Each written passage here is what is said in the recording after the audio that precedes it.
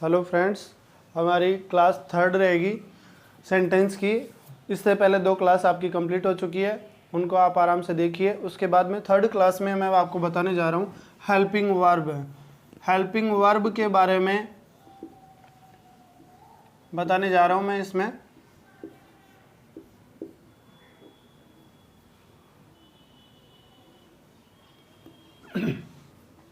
सबसे पहला आपका है डू।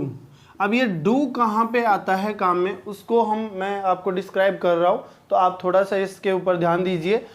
सबसे पहले डू आता कहाँ पे है, तो I, we, you, they and plural के साथ में। प्लूरल नेम के साथ हमेशा कौन काम में आएगा, डू काम में आएगा।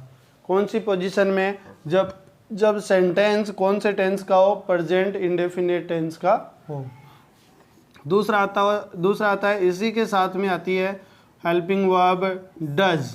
तो इसको हम काम में ले लेते हैं किस किस के साथ में, he, she, it, he, she, it and singular name.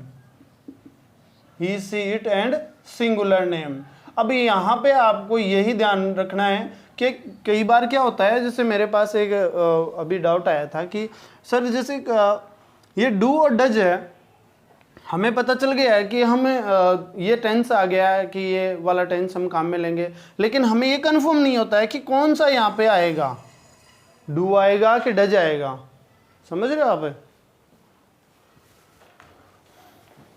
यहाँ पे ये कंफर्म नहीं हो पाता है कि डू आएगा या डज आएगा। तो उस सिचुएशन में आपको क्या करना है, उस सिचुएशन में आपको ध्यान रखना है कि यहाँ पे डू दे रखा है, और डू दे रखा है मतलब डू कब कब आएगा आपको पता होना चाहिए, जब सब्जेक्ट आई हो, वी हो, यू हो, दे हो एंड प्लूरल कोई भी नेम हो।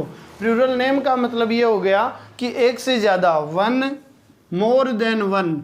मतलब अगर एक से ज़्यादा होगा तो उसकी जगह हम काम में ले लेंगे क्या, प्लूरल नेम। और प्लूरल नेम के साथ में हमेशा काम में आता है कौन, डू काम में आता है। अब डज कहाँ पे काम में आता है, तो वो हमेशा सिंगुलर ही बताने की कोशिश करता है। डज जो है वो हमेशा आपको सिंगुलर ही बताने की कोशिश करता है। सिंगुलर के अंदर क्या होता है कि ही, सी, इट और किसी भी सिंगुलर नेम होगा, जैसे कोई नाम है मान लो राकेश, रवि, राजेश, जो भी है, तो उनके अंदर आप एस या ई एस लगाकर उनको प्लूरल तो बना नहीं सकते हो।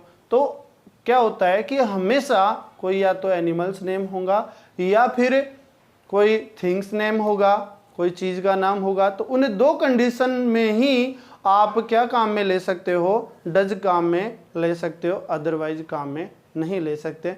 उन्हीं को हम प्लूरल बना सकते हैं। किसको, किसी एनिमल नेम एंड थिंग्स और पैलेस। इन जगहों को ही हम सिर्फ प्लूरल बना सकते हैं। कोई भी नाम है तो उसको हम प्लूरल नहीं बना सकते हैं। उसके अलावा जैसे नाम को नहीं बना सकते, बाकी सबको बना सकते हैं। आपको इतना सा ध्यान रखना है, बाकी कंफ्यूज नहीं होना है। क्या ध्यान रखना है आपको कि सिर्फ नेम का प्लूरल कभी भी नहीं होता है, बाकी सब चीज़ों का प्लूरल हो सकता है। सिंगुलर का मतलब क्या होता है, वन होता है। इसके बाद में आप ले लेते हैं इज का क्या, कौन कौन आ सकता है उसके साथ में सब्जेक्ट के रूप में, he, she, it and singular name. वही सिंगुलर इज होता है। उसके बाद में 4th नंबर पे क्या आ गया, 4th नंबर पे आ गया एम क्या होता है, आई के साथ आता है। ये स्पेशल केस है, उसके अलावा किसी के साथ नहीं आता है।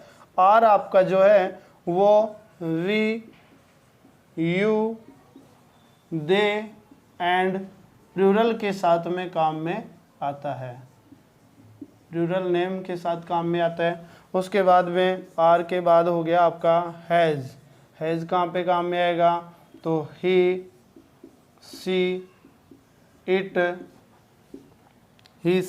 एंड सिंगुलर नेम के साथ आपका हैज़ काम में आएगा। आप अगर इसको लिख रहे हो तो लिखते जाओ साथ के साथ में, अगर नहीं लिख रहे हो तो आप स्क्रीनशॉट ले सकते हो, ठीक है। मैं इसको मिटाता हूँ। आगे हम लिखते हैं 7th नंबर पे, मिटा दूँ मैं इसको।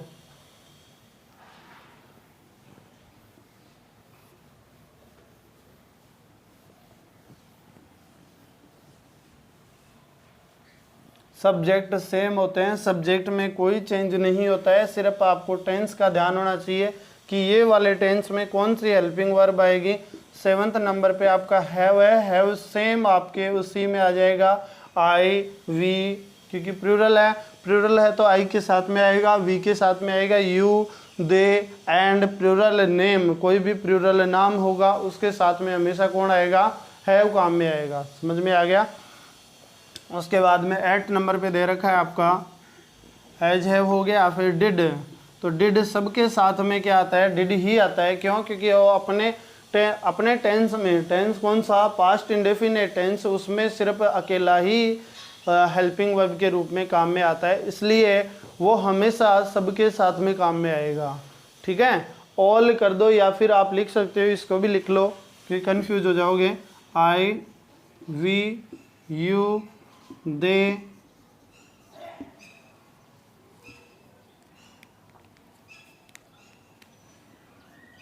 ही she it singular and plural name, singular and plural name. 9 number आपका आ गया वॉज। वॉज किस किस के साथ में आता है, तो I he she it and singular name, इनके साथ में आपका आई आ जाता है। उसके बाद में 10 नंबर पे वर दे रखा है, वर किस किस के साथ में काम में आएगा, तो वर आएगा we you they and plural name, we you they and plural name के साथ हमेशा कौन काम में आएगा, आपका वर काम में आएगा। उसके बाद में 11th नंबर पे जो बचा है वो आपका बचा है हैड, तो विल, डिड और हैड दोनों की सेम पोजीशन है, सिर्फ टेंस चेंज होता है, बाकी सब सब्जेक्ट के साथ में हैड भी आता है तो आपका डिड भी आता है। ठीक है, इसको भी लिख लो आप लिखना चाहो तो, I we you they he she it singular and plural name.